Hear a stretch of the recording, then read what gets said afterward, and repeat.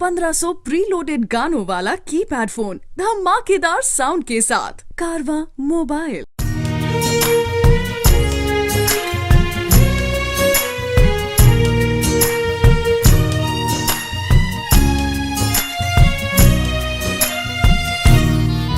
तूने पाया क्या हमारा दिल तोड़ के, चले आते थे बुलाने पे ही दौड़ के। तूने पाया क्या हमारा दिल तोड़ के, चले आते थे बुलाने पे ही दौड़ के। चले आते थे बुलाने पे ही दौड़ के। फिर गए मुँह हमसे क्यों मोड़ के, गए मुँह हमसे क्यों मोड़ के। गए आखिरी निशानी जो तू छोड़ के। अब सोता हूँ दुपट्टा तेरा ओढ़ के। जुदाई तेरी जान ले गई, जुदाई तेरी जान ले गई। तुझे देखता हूँ साथ किसी और के, देखता हूँ साथ किसी और के। याद आती है पुराने उस दौर के। अब सोता हूँ दुपट्टा तेरा ओढ़ के। जुदाई तेरी जान ले गई, जुदाई तेरी जान ले गई। जब देखता हूँ साथ किसी और के।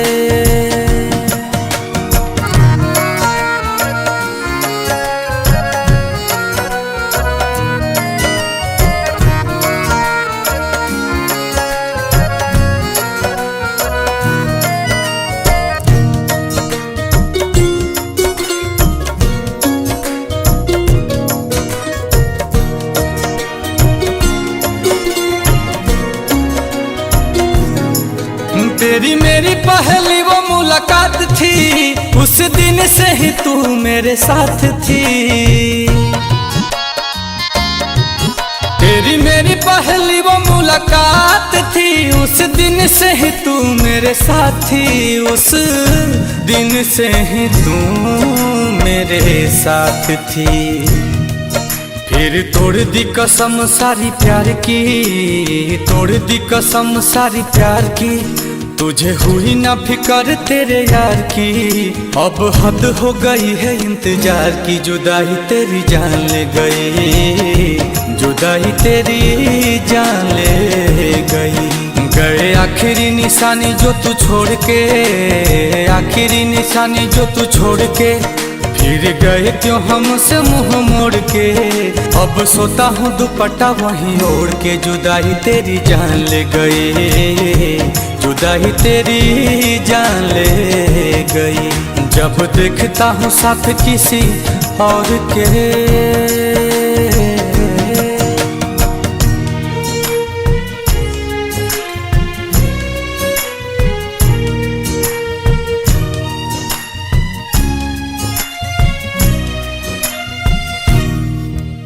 तुम्हारे बारे में अब कोई बात नहीं करते, तुम्हारे बारे में अब कोई बात नहीं करते। तुम्हें सोचकर अपना वक्त बर्बाद नहीं करते। पर जरा सा भी भूला नहीं हूँ तुम्हें, पर जरा सा भी भूला नहीं हूँ तुम्हें। वो अलग बात है कि तुम हमें याद नहीं करते। कैसे भूले वो बिताए साथ लम्हे, मुझे छोड़ने का तुझको ना गम है। ओ कैसे भूले वो बिताए साथ लम्हे, मुझे छोड़ने का तुझको ना गम है। मुझे छोड़ने का तुझको ना गम है।